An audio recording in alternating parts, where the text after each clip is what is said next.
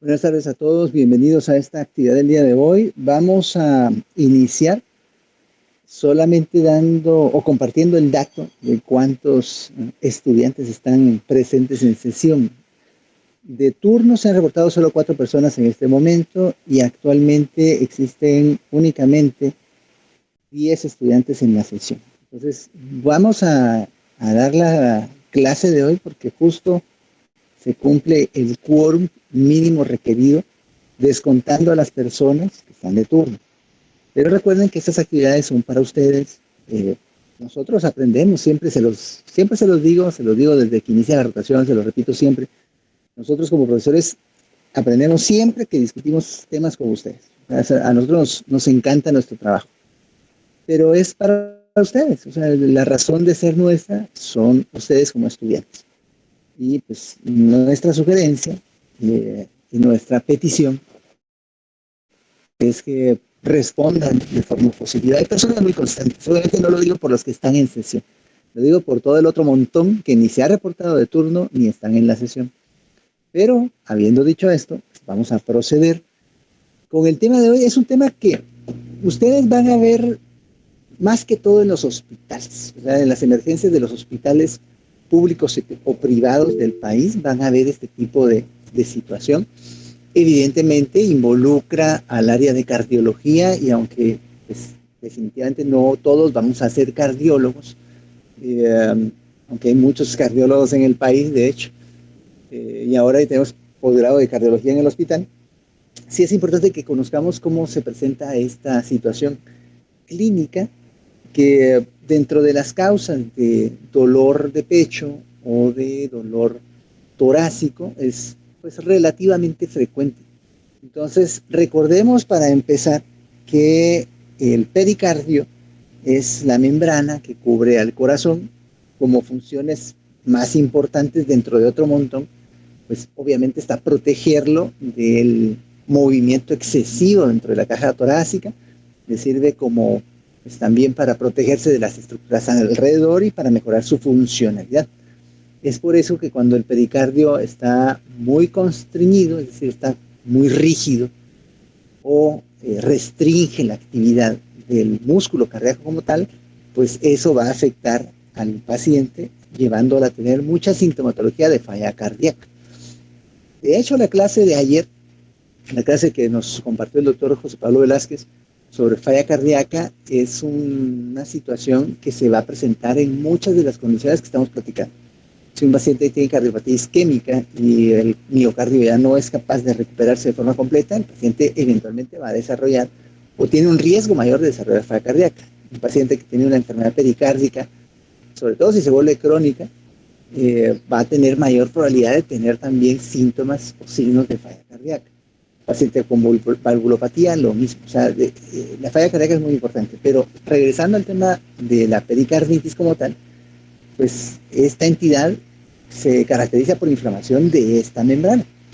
Recordemos que a su vez la membrana pericárdica está dividida en dos regiones. Una es la región que está más internamente, o sea, en contacto directo con el corazón, es la capa visceral o la capa interna mesotelial, y la otra es la parte externa o cara parietal o capa parietal del pericardio. Normalmente no debe haber mucho líquido separando ambas capas. Más o menos hay un estimado de unos 50 mililitros en adultos en promedio de líquido pericárdico, cuyas funciones principales son la lubricación y también proporcionar cierto grado de estabilidad a la movilidad del corazón. Cuando existe un proceso inflamatorio, como en el caso de pericarditis aguda, lo que va a suceder es que esa inflamación va a conllevar a que se acumule más líquido. Ese exceso de líquido constriña al corazón y afecte su funcionalidad. En términos generales, aunque esto es variable dependiendo del área donde ustedes se desenvuelvan, pero en términos generales en los hospitales, en las emergencias de los hospitales de referencia, esta patología constituye alrededor del 5% de los ingresos por dolor pericardial. La gran mayoría en regiones donde las condiciones de vida son mejores que en nuestro país, países de primer mundo, países desarrollados, la gran mayoría de causas de esta entidad van a constituirla casos ya sean idiopáticos, es decir, que no se encuentra al final de cuentas una causa específica o causas virales. De hecho, en cualquier entidad clínica, cuando menciona el término idiopático, eh, si uno se pone más, con mejores métodos diagnósticos o con más rigurosidad a buscar la causa de esos casos, entre comillas, idiopáticos, resulta que muchos de esos casos idiopáticos tuvieron un origen viral como causa del problema. En este caso es algo parecido. Entonces, la gran mayoría de casos son casos virales, casos idiopáticos, pero en países como el nuestro, la tuberculosis sigue siendo una causa muy frecuente de pericarditis aguda. ¿Cómo se va a presentar característicamente el paciente? Pues generalmente se queja de dolor en el centro del pecho. El dolor puede empeorar con el ciclo respiratorio, sobre todo con la inspiración profunda. También puede empeorar si el paciente se acuesta, o sea, si está en decúbito supino.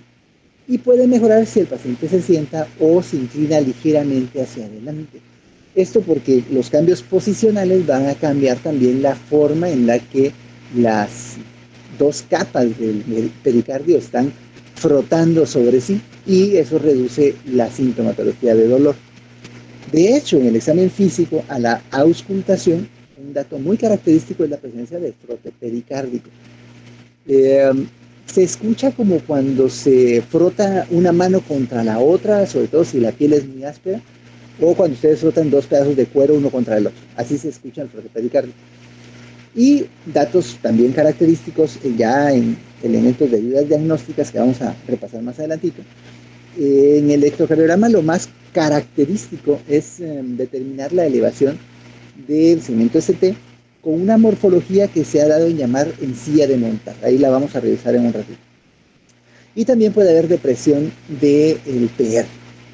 En la placa de tórax, dependiendo del nivel de acumulación de líquido o inflamatorio en el pericardio, puede haber cierto grado de incremento de la silueta cardíaca, pero fuera de ese hallazgo realmente no hay otros datos patognomónicos. Y cuando medimos marcadores inflamatorios, evidentemente van a estar alterados.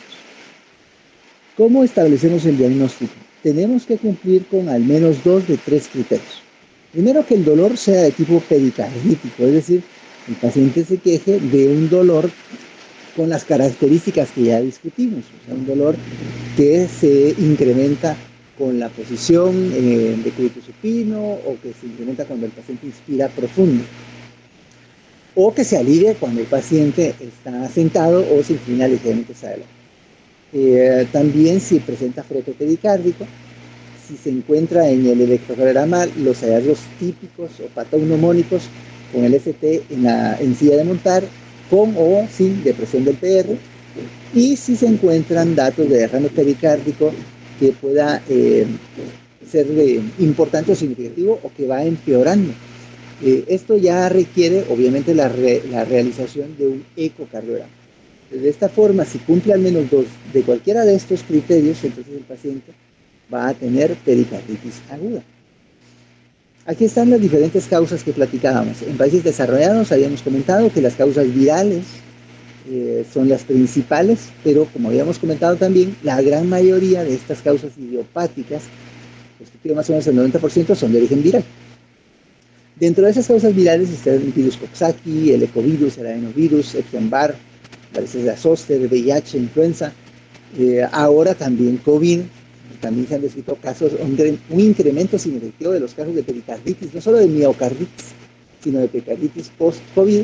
Lo que no he encontrado son datos de pericarditis post-vacunal, pero ahí de repente el doctor Velázquez nos apoya y nos confirma si existe alguna evidencia que sugiera que las vacunas anti-COVID tengan algún efecto o impacto en esto. Pero siempre, con el tema de COVID, aunque hayan riesgos de este tipo de complicaciones, son muchísimo menores o se presentan con muchísima menor frecuencia que cuando la infección da de forma natural, así que hay que promover la vacunación en todos los casos. También pueden haber dentro de las causas infecciosas bacterias como origen del problema, ya sea porque el paciente tenga endocarditis o tenga una neumonía, o pacientes que han sido sometidos a cirugía cardíaca, y en estos casos, las bacterias más frecuentes pues siguen siendo las que hemos discutido en entidades anteriores como neumonía, por ejemplo. Estreptococo neumonía es una de las más frecuentes, Neisseria meningitis, Staphylococcus aureus, Borrelia, y también pensar en tuberculosis, aquí sobre todo en nuestro país, que la tuberculosis es endémica y es muy frecuente. Entre las causas infecciosas también están los hongos. Nosotros en el país tenemos también algunas regiones que son más endémicas de hongos que en otras. De hecho, ahorita para el Congreso Nacional de Medicina Interna de este año ya se han presentado para el concurso de trabajos libres varios casos, sobre todo que vienen de la región de Zacapa y Chiquimula, de pacientes con diferentes tipos de afección por hongos en diferentes partes del cuerpo, plasmosis, coccidio, cándida, parásitos también, entamoeba histolítica o el la equinostoma, se me fue el nombre, perdón, esquinostosomiasis puede ser también causa de este tipo de problemas. Las causas neoplásicas son muy raras, o sea, menos del 10% en general. Aquí aumenta si el paciente tiene ya diagnóstico previo de algún tipo de patología tumoral, como cáncer de pulmón, cáncer de mama, linfoma, leucemia. Eh, Raro que el paciente tenga un tumor primario del corazón, como son raros en general los tumores primarios cardíacos, aunque no es imposible. Las causas autoinmunes, aquí esto es importante porque aunque no constituyen una causa frecuente en la etiología global de pericarditis, sí puede ser una causa frecuente en pacientes que tengan una enfermedad de tipo autoinmune o reumatológica, sobre todo en lupus, artritis reumatoide, en algunas vasculitis, de gran vaso, por ejemplo, o algunos tipos de problemas autoinmunes inducidos por medicamentos, como pues, cuando el paciente usa procainamida, uracila, isoniazida también. Estos pacientes tienen un riesgo incrementado de tener pericarditis aguda, aunque como les comentaba, dentro del total de pacientes con pericarditis no es algo tan frecuente. Esto es algo importante que ustedes van a estar viendo en los hospitales nacionales de referencia. Los pacientes que tienen cuadros urémicos en el contexto de falla renal crónica o que están en diálisis tienden a tener un riesgo incrementado también de esta complicación. En general, alrededor del 5 hasta el 15%. Antes de hemodiálisis, si ya están en diálisis, los pacientes pueden tener hasta un 20% de frecuencia de cuadros de pericarditis urémica, sobre todo si no tienen un proceso de diálisis adecuado, o sea, no se les está suplementando de forma correcta. Y en nuestro medio es muy frecuente. La verdad que los pacientes, por temas económicos, traslado y todo, pues a veces se les dificulta mucho hacerse la diálisis de forma adecuada y eso los pone en riesgo esta complicación. Dentro de las causas cardiovasculares, los pacientes que han tenido infartos, los pacientes que han tenido un infarto y que se complican de forma tardía, como por ejemplo el síndrome de Dressler, que es una inflamación también del pericardio que se da después de un infarto de miocardio, aunque son raros, pues pueden existir. Pacientes que han tenido traumas de tórax o pacientes que han tenido algún procedimiento quirúrgico del pericardio, pues también pueden después desarrollar inflamación. Los pacientes que son sometidos a radiación, sobre todo si hay una radiación mayor de 40 Gauss de radiación al mediastil, puede ser de forma dura o tardía, pero los pacientes que tienen radiación al tórax pueden tener esta complicación. Y los pacientes que tienen enfermedades sistémicas como falla cardíaca, cirrosis, inmunotrópico, hipotiroidismo o algunas enfermedades distintas como amiloidosis. Estos pacientes van a tender a acumular líquido, si no están compensados de sus condiciones, a acumular líquido dentro del pericardio. Y esto pues los lleva a tener pericarditis.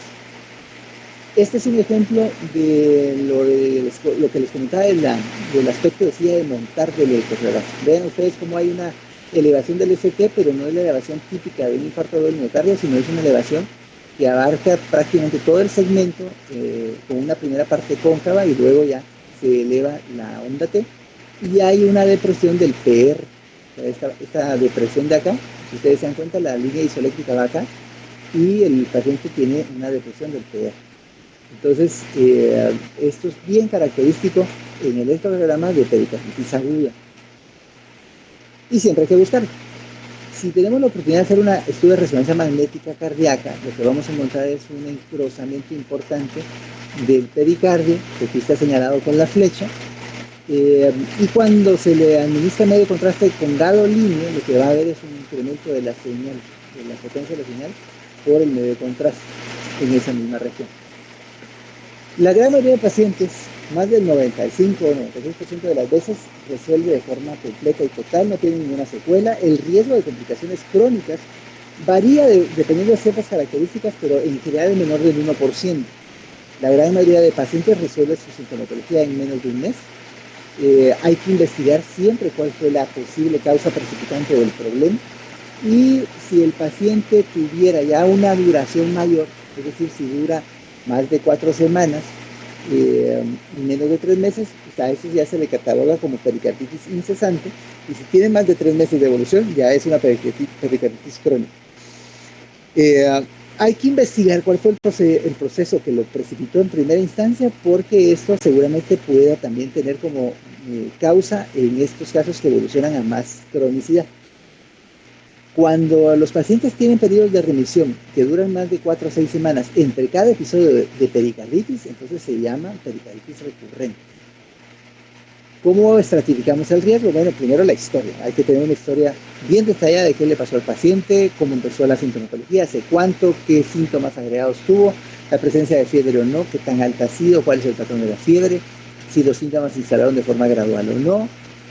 La presencia de derrame pericárdico también pareciera tener relación con la posibilidad de desarrollar complicaciones crónicas o que los pacientes evolucionen a cronicidad, sobre todo si tienen más de 20 milímetros de grosor en el ecocardiograma.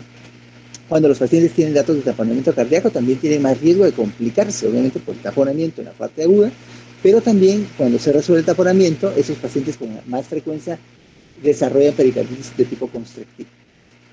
Cuando los pacientes no responden bien después de una semana de tratamiento con AINES, esa es otra señal que puede sugerir que va a tener más posibilidad de complicarse de forma crónica. Si los pacientes tienen datos de miopericarditis, o sea, aquí los pacientes lo que van a tener, además de los hallazgos que ya platicamos, es elevación importante de los biomarcadores de músculo cardíaco, sobre todo troponinas. Entonces, si uno ve que el paciente se está quejando de dolor aún, sobre todo si es un dolor no tanto de tipo pericárdico o pericardítico, sino es más de tipo miocárdico, con sensación de opresión en el pecho y sensación inminente de muerte, por ejemplo, pues uno pensaría que está más involucrado el miocardio, y en el electrocardiograma lo que se ve es más alteraciones de la morfología del ST y de la onda T también, o presencia de CUS. Entonces uno podría empezar a pensar que el paciente también tiene compromiso del músculo cardíaco, y esos pacientes no solo se pueden complicar más en lo agudo, sino evolucionar con más frecuencia a cuadros recurrentes o crónicos de pericarditis. La historia de trauma: si el paciente tuvo un trauma muy intenso, muy fuerte, y desarrolló pericarditis aguda por esto, también tiene más riesgo de desarrollar después problemas crónicos del pericardio. Si está usando anticoagulantes orales y desarrolla pericarditis aguda, también es un dato que sugiere más probabilidad de desarrollar complicaciones crónicas, o si está en tratamientos con agentes inmunosupresores. Esto es para reforzar lo que platicábamos. Siempre en la historia hay que evaluar todas las características que nos puedan sugerir no solo que tenga pericarditis, sino que pueda desarrollar cuadros crónicos. El dolor de pecho decíamos que generalmente es de tipo central, empeora cuando se acuesta o con la inspiración y mejora si se sienta o se hace adelante. La presencia de palpitaciones o taquicardia puede sugerir precisamente también que haya más riesgo de miocarditis o involucramiento del miocardio. Y también si hay alteración de la hemodinamia del paciente. La alteración del estado mental también puede evidenciar más riesgo de tener complicaciones, sobre todo porque puede ser que esta alteración tenga que ver con un incremento de la cantidad de líquido que hay a nivel pericárdico.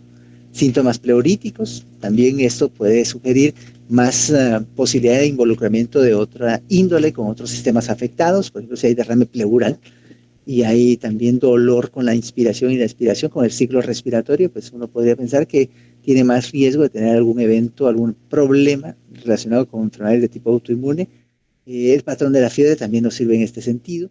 Si tiene hipo el paciente o singulto, esto puede sugerir irritación del nervio frénico debido a una mayor cantidad de líquido pleural o pericárdico, perdón. Si hay disfagia, si hay fiebre, si hay pérdida de peso, esto sugerente de tuberculosis o otras infecciones crónicas, neoplasia también, o enfermedades sistémicas de tipo autoinmune. La fiebre pues debe sugerir siempre algún proceso infeccioso, que puede ser viral o puede ser bacteriano, o problemas malignos hematológicos también. Cuando ha habido antecedentes de cirugía cardíaca o trauma, también es importante investigar siempre la ingesta o no de medicamentos y la historia familiar de enfermedades autoinmunes o otro tipo de problemas que lleven a pericarditis recurrente. ¿Cuál es el tratamiento básico para estos pacientes? Lo primero es la restricción del ejercicio. El paciente debe estar en reposo, se le debe aliviar también el dolor, hay que usar dosis fuertes, dosis altas de antiinflamatorios no esteroideos, es el tratamiento de primera línea para estos casos. Podemos usar ibuprofeno en dosis de 600 miligramos 3 veces al día por 1 o 2 semanas. Luego de eso ya uno podría evaluar si el paciente va bien, reducir gradualmente la medicación. Siempre por la dosificación y la cantidad de AINES que va a estar tomando el paciente hay que darles un inhibidor de bomba de protones para proteger el estómago del efecto adverso del exceso o de la dosis tan alta de antiinflamatorios no esteroideos que esté tomando. De acuerdo a cómo va evolucionando el paciente y sobre todo si los marcadores de inflamación van reduciéndose o normalizándose, uno ya puede tomar la decisión de reducir de manera gradual la dosis del medicamento. También podemos usar aspirina en dosis de 900 miligramos 3 veces al día, el mismo tiempo, 1 o 2 semanas, y luego reducirlo gradualmente. Dependiendo de los datos de la historia y de las causas que llevaron al paciente a tener pericarditis, la recurrencia va a tener mayor o menor riesgo. De hecho, el que el paciente tenga recurrencia incrementa el riesgo de que vuelva a tener otras recurrencias en otros episodios que tenga de lo mismo. El riesgo general de recurrencias en 1.5 años, año y medio siguiente al episodio inicial es alrededor del 30%, pero es mayor cuando hay los antecedentes que platicamos, por ejemplo, la cirugía cardíaca, el trauma, si hay enfermedades concomitantes de base, todo eso va incrementando el riesgo de recurrencia. En estos casos, además de la INES, uno debería de considerar también el uso de colchicina, porque la colchicina, en dosis que están descritas acá, por lo menos de 2 a 3 meses puede reducir a menos de la mitad el riesgo de recurrencias en estos casos. Entonces, si yo considero que mi paciente está evolucionando de forma inadecuada, porque el dolor no se alivia o porque ya tuvo una pericarditis anterior o tiene mucho riesgo por factores de riesgo de desarrollar recurrencia, a la INES de una vez le asocio colchicina. Y eso va a reducir de manera importante el riesgo de que tenga recurrencias. Decíamos que reduce a menos de la mitad. ¿Cuántos tengo que tratar con colchicina para evitar recurrencias? En los casos de riesgo, 4 pacientes. O sea, es un número necesario de tratar bastante bueno. Recuerden siempre que hay que estar atentos a posibles contraindicaciones. ¿Qué contraindicaciones para usar colchicina hay? Obviamente que esté embarazada la paciente, que esté dando de mamar, o sea, que esté dando lactancia, que hayan problemas de displasias sanguíneas, que haya alteración importante de la tasa de filtrado glomerular, o sea, con una filtrado glomerular menor de 15, ahí en esos casos prácticamente ya están con requerimiento de diálisis o soporte dialítico. Si el paciente está en diálisis, uno debería también tener esto como contraindicación, si hay daño hepático severo, o si está tomando algunos medicamentos que puedan inhibir al citocromo P450, o que puedan inhibir a la alfa-P-glicoproteína, porque pueden en este caso incrementar el riesgo de problemas renales o hepáticos. Precaución en los pacientes ancianos, pacientes que tengan otras enfermedades cardiovasculares, que tengan problemas gastrointestinales, sobre todo una úlcera o una gastropatía erosiva activa, cuando la tasa de filtrado glomerular está baja, pero no a menos de 15. Ahí tenemos que tener mucha precaución. Y si el paciente tiene algún dato de daño, ya sea renal o hepático, pero no de forma severa. Recordar que puede interactuar con todos estos medicamentos y eso puede afectar su eficacia también. Y también precaución cuando el paciente esté tomando macrólidos o esté tomando terapias antirretrovirales, sobre todo los inhibidores de proteasa, en el caso de pacientes con VIH. Si está tomando estatinas o fluoratos, también puede haber un incremento del riesgo de rhabdomiólisis. O sea, hay que revisar qué otras cosas está tomando el paciente para tomar en cuenta pues, por los posibles efectos secundarios. ¿Cuándo usar esteroides? Fíjense que con alguna frecuencia he visto que algunos colegas tratan de primera línea o de entrada a los pacientes con pericarditis aguda con esteroides, pero la verdad es que no deberíamos de usarlos como terapia de primera línea. Sí la podemos usar si el paciente tiene una enfermedad autoinmune de base, pero ese paciente ya está diagnosticado, o sea, ya está en tratamiento y seguimiento por ese problema, y lo que hay que hacer es utilizarla pues de forma correcta, no solo para la pericarditis, sino para su problema de base. Pero en otros casos lo que vamos a tener como indicación es si ya existió una recurrencia o si existe un riesgo muy alto de que haya recurrencias de pericarditis, sobre todo cuando exista contraindicación para el uso de AINES o colchicina. En esos casos sí podríamos utilizarla de primera o segunda línea. El tratamiento debe durar por lo menos 4 semanas y si los marcadores de inflamación y los síntomas se resuelven, pues vamos reduciendo la ingesta de esteroides de forma gradual. Recuerde que los pacientes que usan esteroides por lo menos más de una semana y sobre todo a dosis altas, si después se los vamos a omitir, tenemos que ser muy cautelosos y reducir de forma gradual la dosificación para que no entren en falla suprarrenal. Otras terapias están la acetropina, estos medicamentos, también la anakinra, estos medicamentos tienden a utilizarse o a reservarse su uso para pacientes que están con problemas de recurrencias muy intensas y muy frecuentes. O sea, si ya utilizamos AINES, ya usamos colchicina y a pesar de eso, y también ya usamos esteroides y a pesar de eso siguen con recurrencias o el cuadro está muy difícil de controlar, entonces podríamos utilizar o considerar el uso de estos inmunomoduladores. Y si el paciente ya desarrolla un proceso de tipo inflamatorio crónico y el pericardio está ejerciendo una constricción importante sobre el miocardio, pues considerar también la pericardiectomía. Esa es otra de las opciones. El pronóstico en general, como comentamos al principio, es bastante bueno en los casos de pericarditis aguda idiopática, no así en los casos de pericarditis aguda asociadas a otros problemas. Por lo general, en estos casos, las secuelas crónicas son menores de 0.5%. Es importante determinar la etiología del proceso para ver precisamente el riesgo de recurrencias y cuando el paciente desarrolla constricción, pues lo que platicábamos hace un rato, ¿no? Los pacientes se van a manifestar principalmente sintomáticamente o sindromáticamente con falla cardíaca, pero con fracción de eyección preservada. En estos casos el péptido natriúrico cerebral tiende a estar normal o solamente ligeramente elevado. También dentro de las causas más frecuentes para llevar al paciente a tener constricción pericárdica, la principal es tuberculosis, pero también cuando las causas son bacterianas, traumáticas o por una cirugía cardíaca que se tuvo previamente. Este cuadro está en su libro, está bastante completo, ayuda a diferenciar algunas situaciones importantes también que podemos ver en la emergencia eventualmente, como por ejemplo el taponamiento cardíaco. En estos casos el pulso paradójico va a estar presente de forma intensa, o en los casos de pericarditis constrictiva con derrame, porque pues al final hay taponamiento, pero no tanto en casos de miocardiopatía restrictiva o pericarditis constrictiva sin líquido pericárdico importante. Los hallazgos que hay a nivel de las venas yugulares también van a ser más importantes en los casos de taponamiento o miocardiopatía restrictiva o cuando hay derrame importante. El signo de Kussmaul, que es una variación importante en la frecuencia, en el nivel de presión arterial de los pacientes, sobre todo con la variación en los ciclos respiratorios. Esto va a ser más frecuente en pericarditis constrictiva y en los pacientes que tienen pericarditis constrictiva con derrame también. Cuando hay infarto miocardio del ventrículo derecho también.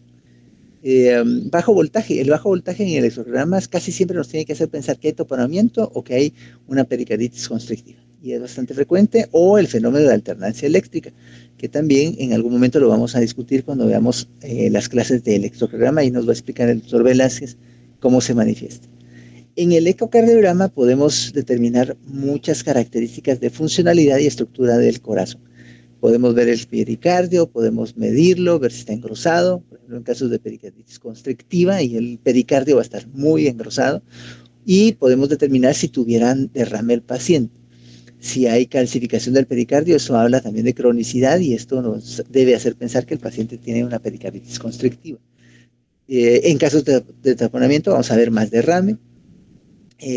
Cuando estamos pensando que el paciente tenga, digamos, afección crónica del corazón, vamos a encontrar ya datos de agrandamiento del ventrículo derecho, del ventrículo izquierdo, con dilatación. Y en los hallazgos de tomografía y resonancia, lo que discutimos ahorita con la imagen, sobre todo las características del pericardio, o sea, el engrosamiento que hay, o si existe también derrame como podemos ver acá. Eso lo vamos a poder determinar en estos estudios de imagen. Para terminar, recordar.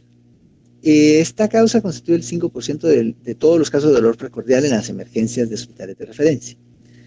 La tuberculosis sigue siendo, debido a nuestras condiciones de vida y pobreza, nuestras condiciones socioeconómicas, una de las causas más importantes en Guatemala, y en países del primer mundo las causas por lo general son virales o idiopáticas. El tratamiento de primera línea lo constituyen los antiinflamatorios no esteroideos a dosis altas. Existe un riesgo de recurrencia de 1 de cada 4 pacientes, que se puede reducir en pacientes que yo, por la historia y sus características, preveo que puedan tener recurrencia. Entonces puede utilizar añadido colchicina para reducir ese riesgo a menos de la mitad. Los esteroides los reservamos para casos muy especiales y solo como terapia adyuvante a los otros 2 medicamentos o cuando alguno de ellos no se puede usar porque está contraindicado por alguna situación. Y dejamos acetropina y anakinra para pacientes que no responden de forma correcta a todos los anteriores medicamentos que intentamos con los pacientes, sobre todo con recurrencias frecuentes. La cirugía es una opción, sí, cuando hay casos de ya constricción importante por engrosamiento importante del pericardio, entonces hacemos pericardiectomía y los pacientes pues con muy poca frecuencia desarrollan cuadros crónicos constrictivos. En menos del 5% esto puede suceder.